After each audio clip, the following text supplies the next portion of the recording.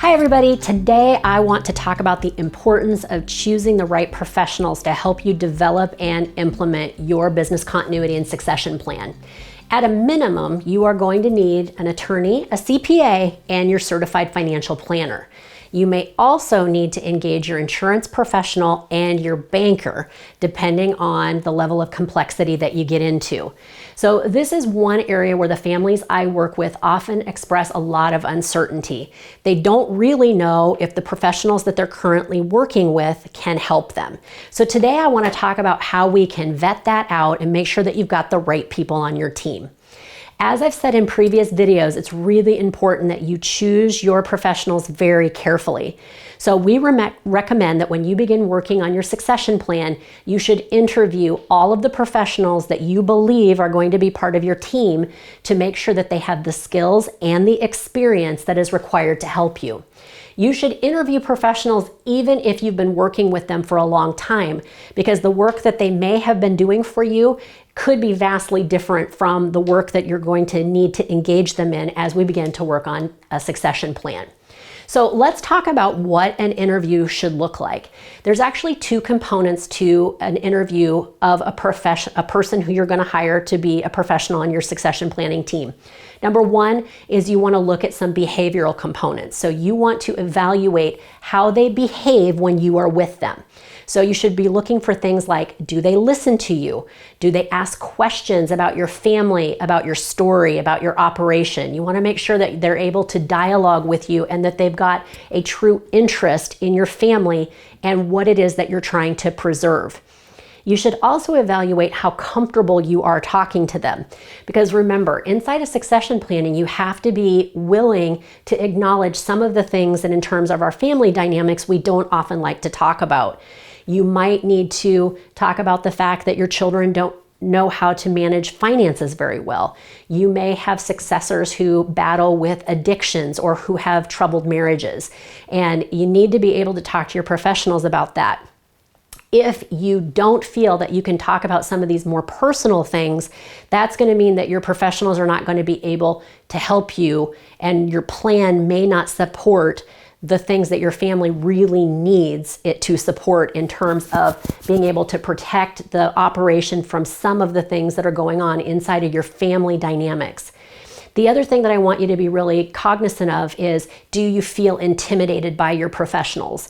If you feel intimidated by them, this is a big red flag, because you've got to be able to feel comfortable asking questions, asking them to slow down, making sure that they're explaining things properly, because certainly you do not want to put your stamp of approval on any sort of strategy that you don't fully understand, nor do you want to sign documents that you aren't sure are in alignment with some of the conversations and decisions that you've already made.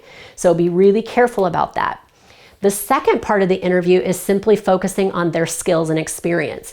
So you're going to want to ask questions like, how many farms or businesses have they helped to complete a successful succession transition? You're also going to want to ask them if they have a process for helping a family through the succession planning process. You may also want to ask if they've ever worked collaboratively with other professionals, and are they open to working that way? This is actually really critical, because most professionals are used to working very independently, and there are some out there who simply will not work or play nicely with other professionals because they want to make sure that they control the relationship with you. If you find that you've got a professional who's not comfortable with this, again, that's a red flag, and you're going to want to make sure that you do not secure that person as a member of your team, because they simply will not be a good team member. If you find that some of the professionals that you're currently working with are not a good fit, that's okay. And it may be that they're not a good fit because they simply don't have the experience, or they may not have the bandwidth to take on projects of this size. So in that case, it's absolutely acceptable to bring in other professionals with experience in succession planning to work alongside the professionals that you rely on for other transactions in your business. A lot of times they're actually really glad to have the succession planning professionals come in, because it gives them a chance to learn and helps them with their professional skills. But it also takes some of the heavy lifting off of the professionals that you work with on a day-to-day basis, and then they can be there for support that is needed once the plan is implemented. So just kind of remember, there are some top tips for dealing with professionals. Number one, remember that they work for you. So don't allow them to control the process. You really need to stay in control of the timing, the work that's completed, and making sure that they stay focused on your project. Second thing is that you should not be intimidated by them. If you can't speak openly with them or freely ask questions, they are not a good fit for you. And you should continue your search until you find someone that you feel like you can openly communicate with. The third thing is, particularly for relationships that are long-standing, is to don't let your friendship with that person stand in the way of making a good choice of professionals who are going to serve your family well in putting together a good succession plan. So this is a topic that has a lot of moving pieces and there's a lot of considerations to make. So I want to just, again, refer you back to the DIRT project, where we've got all the tools that you're going to need. We've got the interview questions. We've got agendas for how you run meetings with your professional team. So if you're feeling a little intimidated by that part of the process, I do want to refer you back to the DIRT project.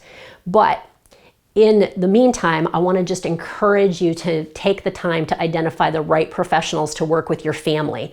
It's pretty easy to set up these interviews, and although that might seem a little strange, just recognize that's a really critical component of the process, is to make sure that you've got the right people identified to help you. And that little bit of time that you spend is going to be well worth it as you work through the process and you start to get better results.